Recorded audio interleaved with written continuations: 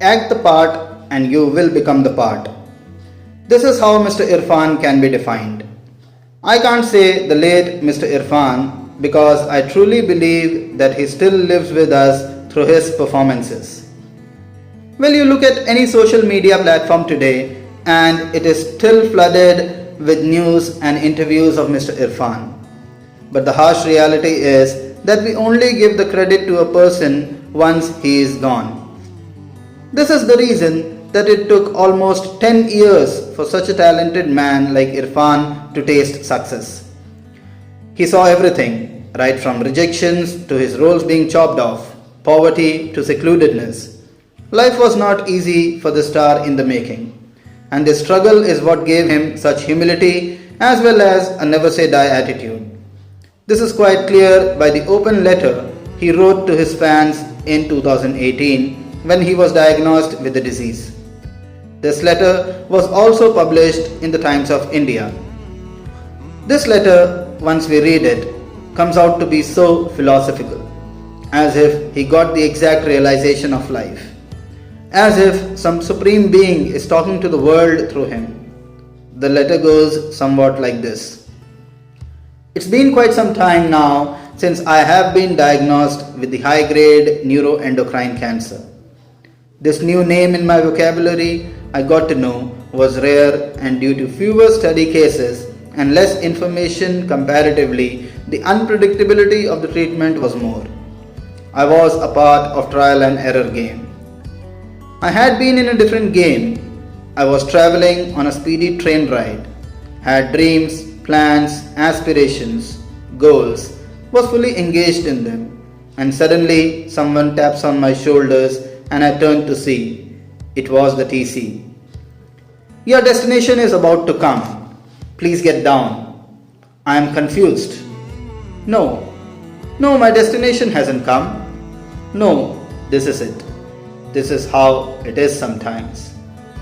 The suddenness made me realize how you are just a cork floating in the ocean with unpredictable currents, and you are desperately trying to control it.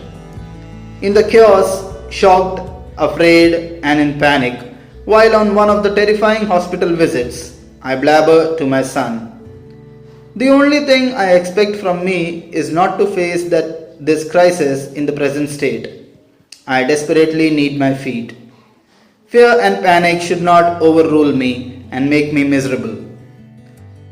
That was my intention. And then the pain hit. As if all this while you were just getting to know pain and now you know his nature and his intensity. Nothing was working. No consolation, no motivation. The only thing certain is the uncertainty. As I was entering the hospital, drained, exhausted, listless, I hardly realized that my hospital was on the opposite side of the Lord's Stadium, the mecca of my childhood dream. Amidst the pain, I saw a poster of smiling Vivian Richards. Nothing happened, as if that world did not ever belong to me. This hospital also had a coma ward right above me. Once, while standing on the balcony of my hospital room, the peculiarity jolted me. Between the game of life and the game of death, there is just a road. On one side, a hospital, and on the other, a stadium. As if one isn't a part of anything which might claim certainty, neither the hospital nor the stadium. That hit me hard. I was left with this immense effect of the enormous power and intelligence of the cosmos. The peculiarity of my hospital's location, it hit me. The only thing certain is the uncertainty. All I could do was to realize my strength and play my game better. This realization made me submit, surrender, and trust, irrespective of the outcome, irrespective of where this takes me.